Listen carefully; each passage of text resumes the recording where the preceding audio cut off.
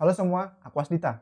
Jadi, di video ini kita akan membahas tentang bagaimana cara service-service yang ada di dalam microservice saling berkomunikasi. Video ini adalah video lanjutan dari video pertama, yaitu video tentang dasar-dasar microservice. Jika teman-teman belum nonton video itu, aku sarankan untuk nonton video dasar-dasar microservice terlebih dahulu, baru ke video ini. Baiklah, tanpa panjang lebar, mari kita bahas langsung ke materinya. Jadi, kali ini kita akan membahas komunikasi antar service. Sebelum kita membahas komunikasi antar service yang ada di microservice, kita akan membahas dulu komunikasi antar fitur atau antar komponen pada aplikasi monolith. Nah, keseluruhan komponen di aplikasi monolith itu ada di satu kode base. Lalu aplikasi itu ada di satu VM. Nah, tiap komponennya ini nanti akan berkomunikasi dengan pemanggilan fungsi. Jadi, untuk komunikasi antar komponen di arsitektur monolith akan sangat kecil terjadi kemungkinan kegagalan komunikasi. Misal ada aplikasi e-commerce. Dalam aplikasi e-commerce itu ada banyak fitur nih. Contoh ada fitur order, ada fitur product, ada fitur review, dan fitur notification. Nah, misal kalau ada orang mau order, itu di fungsi order akan memanggil get product stock. Nah, mungkin kalau penulisannya dengan bahasa PHP seperti ini ya, ada class order, terus di dalamnya ada fungsi store order untuk menyimpan order. Nah, di sini fungsi store order akan berkomunikasi dengan fungsi get product stock. Caranya ya melalui pemanggilan fungsi.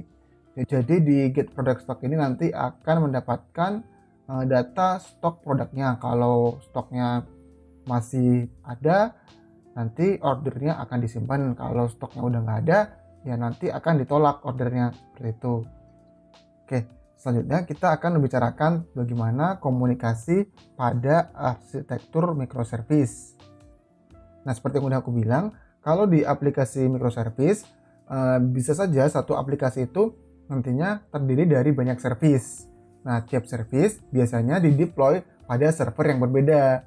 Tiap service ini juga bisa dibuat dengan bahasa pemrograman yang berbeda. Kalau kita balik ke aplikasi e-commerce tadi, mungkin fitur notifikasi dibuat pakai bahasa Go, terus fitur order pakai bahasa PHP, fitur produk bisa aja dibuat pakai bahasa Ruby, gitu. Nah, karena tiap fitur itu dibuat dengan bahasa pemrograman yang berbeda-beda, ini sangat tidak memungkinkan terjadinya komunikasi pada level bahasa atau komunikasi dengan pemanggilan fungsi. Itu udah sangat nggak bisa ya, karena memang bahasa pemrogramannya aja udah beda.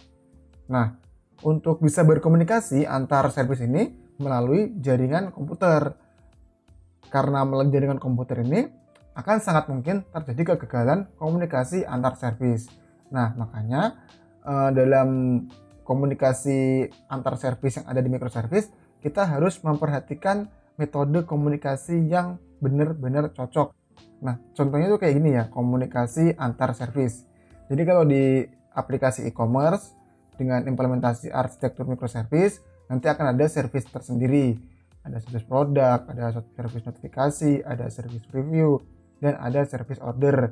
Nah, tiap service punya database-nya sendiri-sendiri. Nah, misal fitur order, dia bakal sering berkomunikasi dengan fitur produk.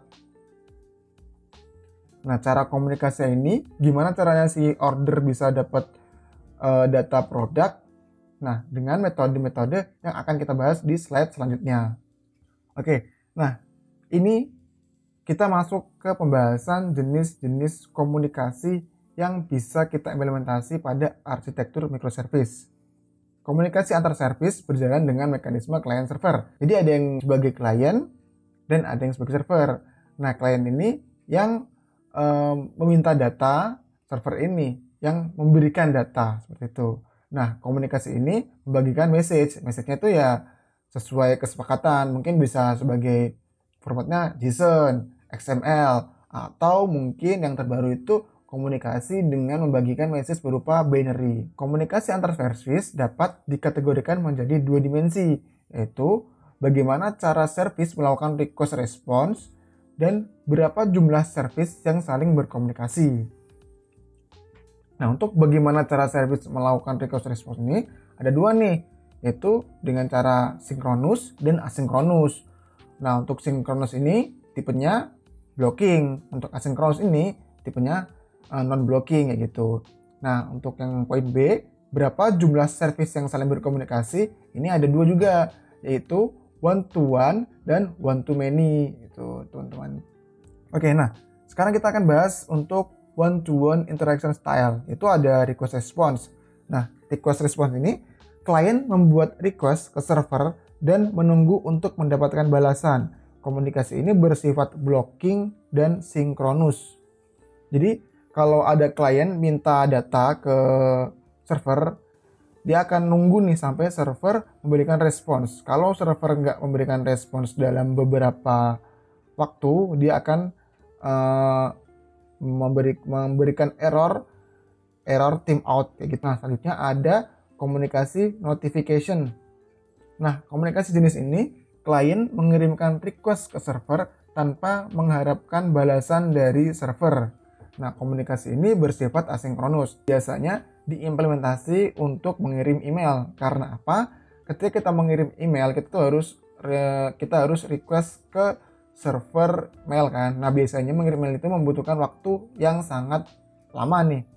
Nah, jadinya untuk notification ini dia nyuruh service mail untuk mengirim email ke customer.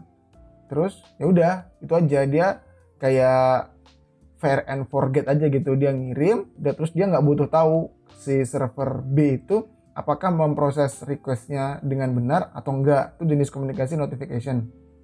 Biasanya digunakan untuk komunikasi yang servernya itu memberikan responsnya itu membutuhkan waktu lama gitu.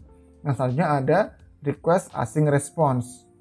Klien mengirimkan request ke service lain dan mengharapkan respons, tapi tidak mengharapkan respons pada saat itu juga kayak gitu, teman-teman. Nah, proses ini walaupun namanya prosesnya request response, tapi untuk request async response ini tidak bersifat blocking. Jadinya proses-proses lain yang di belakangnya akan tetap bisa berjalan. Nah, sekarang kita membahas one to many interaction style. Nah, di sini tuh ada 3 juga, yaitu ada request async response. Nah, request async response ini klien mengirim request ke service lain dan mengharapkan respons, tapi tidak mengharapkan respons pada saat itu juga. Proses lain yang di belakangnya ini tidak akan terblokir. Seperti namanya juga, ini merupakan komunikasi asinkronus ya. Terus selanjutnya komunikasi jenis publish dan subscribe. Nah, kalau yang tadi kita bahas ada client server, kalau kita implementasi publish subscribe, itu namanya udah bukan ke client server lagi, tapi client dan producer. Nah, publish nantinya si producer akan nge-publish message atau mengirim pesan ke semua service yang berlangganan topiknya kayak gitu. Jadi itu nanti modelnya kayak si klien ini ngomong nih sama produser, kalau aku mau langganan pesan A. Nah, tiap produser ini memproduksi pesan A, dia akan mengirim ke semua klien. Jadi si klien ini nggak perlu request untuk mendapatkan data atau pesan A tadi. Nah, selanjutnya ada publish async response. Nah, klien melakukan publish message ke service yang berlangganan topiknya dan menunggu service lain untuk memberikan respons.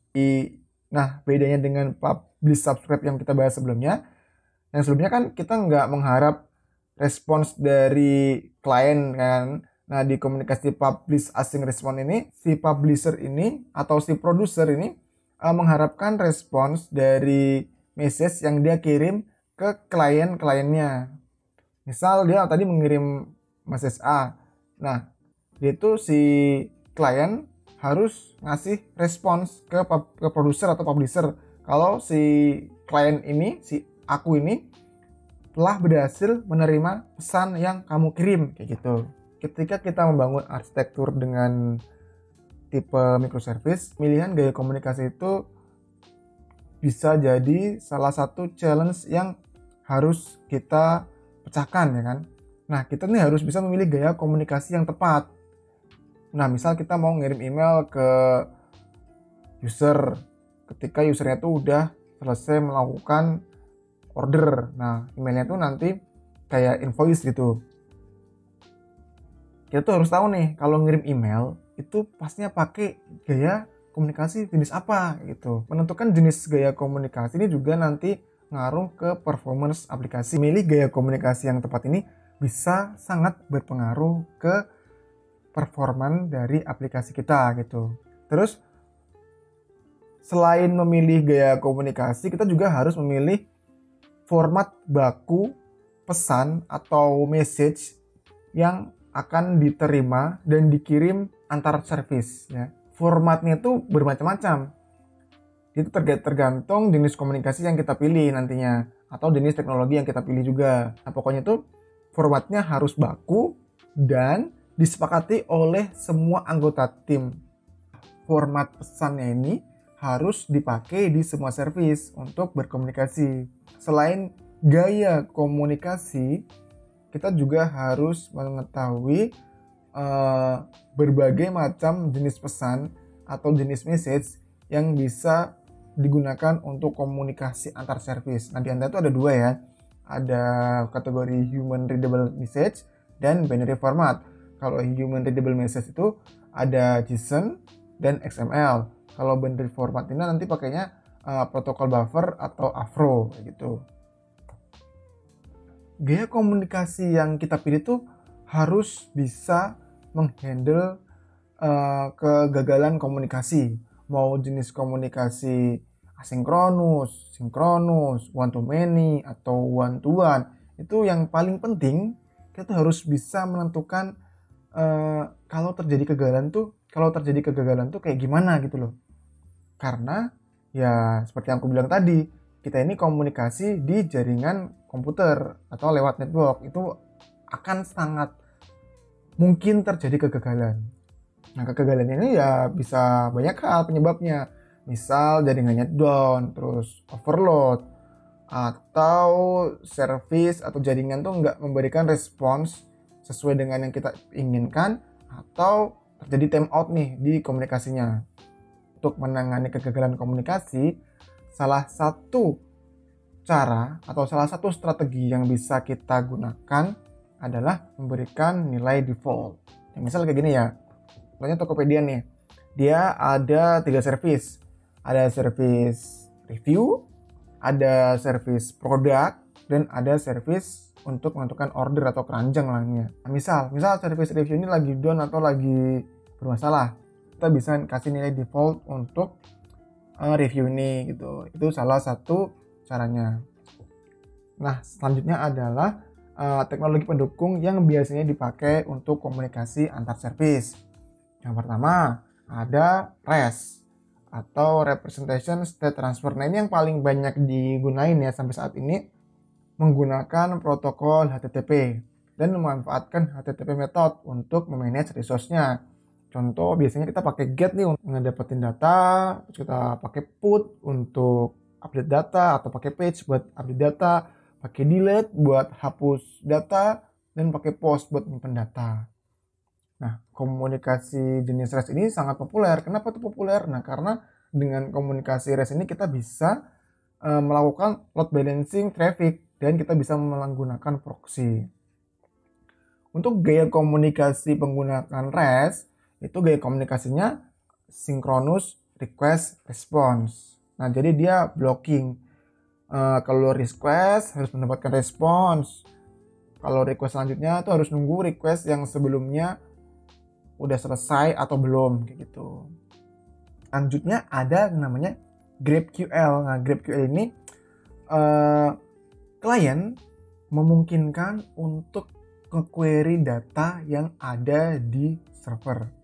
Nah, klien tuh mendapatkan data sesuai dengan kebutuhan kliennya. Nah, dengan menggunakan GraphQL, kita bisa mengurangi multiple request pada satu page.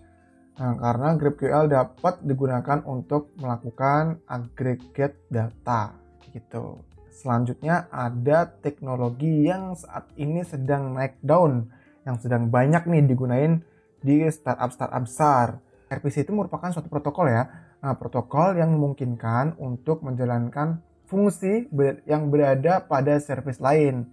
Nah, komunikasi antar service ini seperti komunikasi pada single service. Jadi kayak service A itu nge-request service B supaya service B ini menjalankan fungsi C gitu. Komunikasi antar service ketika menggunakan RPC itu seperti kayak komunikasi di single service gitu loh. Kayak komunikasi di arsitektur monolit. Jadi ya pemanggilan fungsi seperti itu. Komunikasi dengan RPC dia termasuk komunikasi sinkronus request response gitu. Jadi ini blocking ya, request response-nya blocking. Nah, selanjutnya ada yang namanya message broker. Nah, message broker ini sebagai middleware atau sebagai pihak yang menjadi perantara antara dua service yang saling berkomunikasi kayak gitu. Ketika kita menggunakan message broker, artinya kita menggunakan komunikasi yang bersifat asinkronus, yang artinya non-blocking. Nah, biasanya ada 4 bagian utama di message broker, yaitu ada consumer, ada producer, ada message yang di-subscribe dan di-produce, terus ada queue. Nah, queue ini kayak sebagai jalan dari message-nya gitu. Nah, kita masuk ke bagian terakhir yaitu kesimpulan. Kesimpulannya, pada arsitektur microservice, antar service berkomunikasi melalui jaringan komputer. Nah, jadinya komunikasi jenis ini rawan terjadi kegagalan komunikasi antar service ya. Nah, sehingga ada banyak gaya komunikasi yang bisa kita pakai atau yang bisa kita implementasi untuk meminimalisir kegagalan komunikasi antar service. Kita sebagai developer harus bisa menentukan gaya komunikasi yang tepat sesuai dengan proses bisnis sehingga tuh bisa memberikan respons atau memberikan user experience yang buat user itu nyaman dalam menggunakan aplikasi kita. Oke teman-teman, sampai sini dulu video kali ini. Jika teman-teman ada pertanyaan atau saran, kalian bisa komentar lewat kolom komentar di bawah atau bisa menghubungi aku langsung melalui DM atau mention aja di Twitter. Bye.